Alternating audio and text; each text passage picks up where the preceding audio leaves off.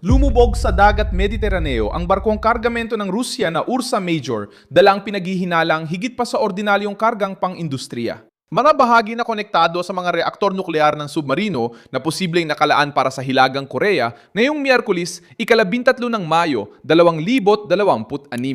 Lalong lumakas ang kaso dahil sa imbestigasyong binanggit ng international na media na kabilang ang barko sa Russian Shadow Fleet. Umalis ito sa São Petersburgo patungong Vladivostok, ngunit posibleng may lihim na misyon mula Moscow para magdala ng teknolohiyang sensitibo sa rehimen ni Kim Jong-un.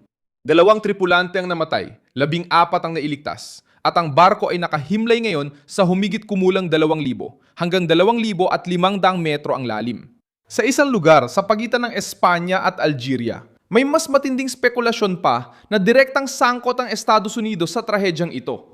Ikukuwento ko na sa iyo lahat ng yan, pero ngayon, siguradong gugustuhin mong mag-subscribe sa channel para manatiling well-informed. Impormasyon sa real time, may mataas na kalidad at kredibilidad. Milson Alves, hindi lang ang barkong nawala sa dagat ang nakataya rito.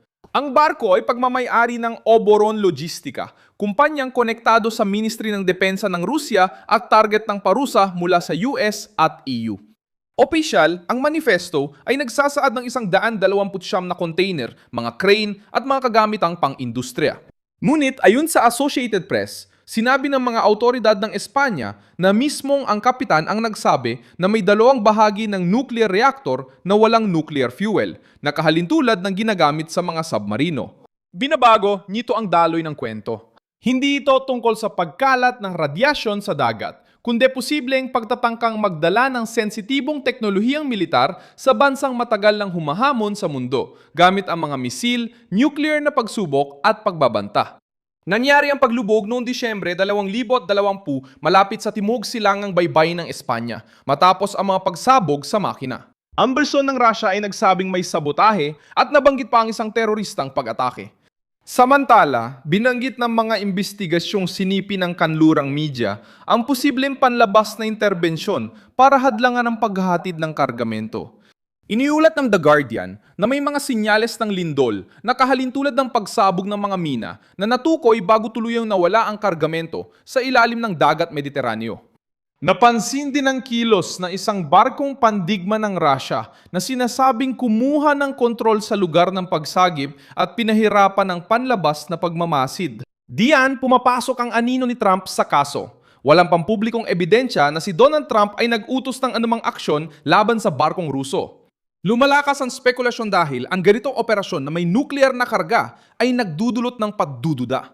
Bihirang mangyari sa Russia, Hilagang Korea at Mediterranean ang mga kaganapan ng walang intelihensya mula sa malalaking kapangyarihan gaya ng Amerika. Iniulat ng CNN ang mga paglipad ng mga eroplanong Amerikano na ginagamit para matukoy ang mga nuclear na senyales sa ibabaw ng rehiyon ng paglubog. Noong 2025 at 2026, pinapakita nito na masusing sinusubaybayan ng Washington ang kaso. Sa panahon ni Trump, lalong tumitindi ang politikang tensyon. Kung sinubukan ng Moscow na ipasa ang teknolohiyang nuclear sa ilalim ng dagat sa Pyongyang, magkakaroon ng estratehikong dahilan ang White House para subaybayan, ilantad o suportahan ng isang dituwirang aksyon para hadlangan ang rutang iyon. Lalong lumalakas ang hinala dahil pinalawak ng Russia at North Korea ang kanilang kooperasyong militar mula nang magsimula ang digmaan sa Ukraine. Ipinakita ng mga internasyonal na ulat na nagpadala ang Pyongyang ng mga bala, misil at maging ng mga tropa para suportahan ang Moscow. Gaano kalaki ang tulong ng Russia sa North Korea sa larangang militar gaya ng teknolohiya ng misil at satellite? Kung konektadong ka sa reaktor ng submarino ang Ursa Major, malinaw ang politikang kapalit. Mukhang hindi rin aksidente ang lokasyon nito. Ang Mediterranean ay isang sensitibong ruta, binabantayan ng mga hukbong dagat, satellite, sensor at mga kaalyadong kanluranin. Isang barkong Ruso na may parusa at eskortang militar nagdadala ng mabigat na kargamento na di umano idineklarang buo, tumatawid sa rehiyong malapit sa NATO kaya nagiging target ng pagmamanman. Sinagip ng Espanya ang mga nakaligtas at tinanong ang mga tripulante, ngunit ang lalim ng pinagkalubugan nito ay pumigil sa inspeksyon ng kargamento. Tinawag ng Rusya ang insidente na sabotahe at sinubukang kontrolin ang kwento. Pero para sa Moscow, kahit hinala pa lang ng kargang nuklear, ay nagdudulot na ng pinsalang diplomatiko. Kung karaniwan lang ang karga, bakit binanggit ng kapitan mga bahagi ng mga reaktor? Kung para lang sa Vladivostok ang biyahe, bakit maraming palatandaan ang tumuturo sa posibleng lihim na rutang sangkot ang Hilagang Korea? Pinapalala ng mga tanong na ito ang sitwasyon dahil bukod sa pagkawala ng barkong pangkarga, nahaharap din ang Moscow sa pagbubunyag ng posibleng lihim na network ng paglilipat ng militar. Pinakamalakas na historical na paghahambing ay mula sa krisis ng mga misil sa Cuba noong 1962. Noong panahong yon, nagpatupad si John Kennedy ng kwarentenang pandagat sa paligid ng Cuba upang pigilan ang Unyong Sobyet na magpadala pa ng mga kagamitang militar na pandigma sa isla. Simple lang ang lohika. Kapag sinusubukan ng isang karibal na kapangyarihan na baguhin ang balanse ng nuklear sa pamamagitan ng transportasyong pandagat, ang dagat ang nagiging unang linya ng pagpigil. Ang kaso ng Ursa Major ay sumusunod sa parehong estratehikong lohika kahit sa ibang anyo.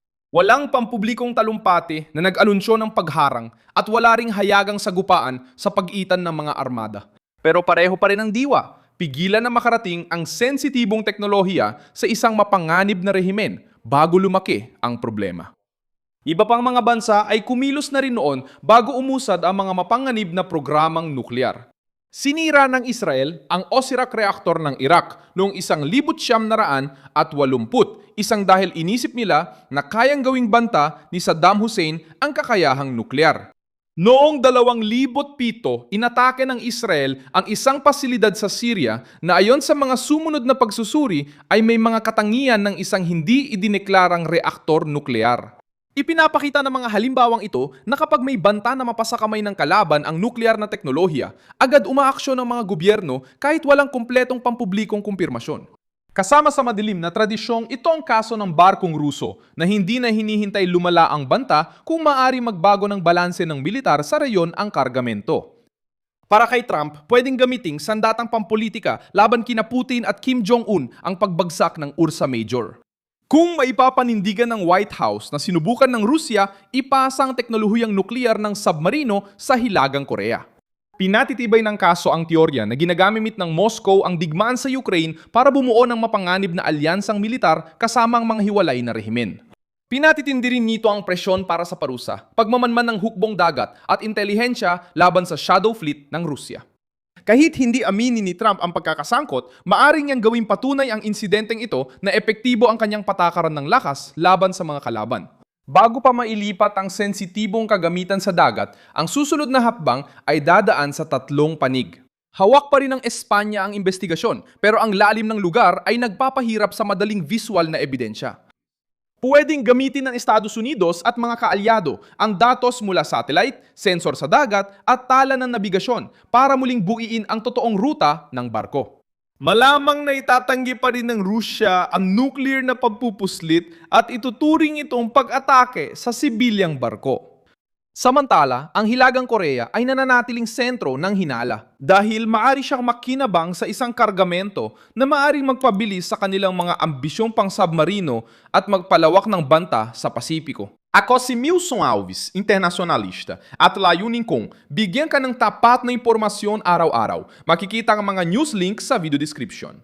I-like ang video, mag-subscribe sa channel at basahin ang mga komento para maging aktibo sa komunidad. Milson Alves.